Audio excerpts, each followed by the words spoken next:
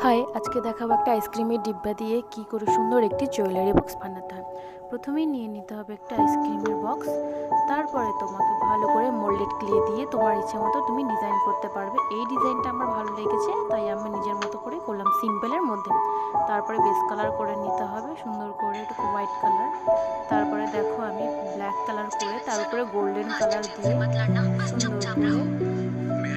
এটাকে ভালো করে কালার করে শুকাতে দিয়ে দিয়েছি। দেখো ফাইনাল লুকটা তোমাদেরকে আমি এখন দেখাবো যে কেমন হয়েছে।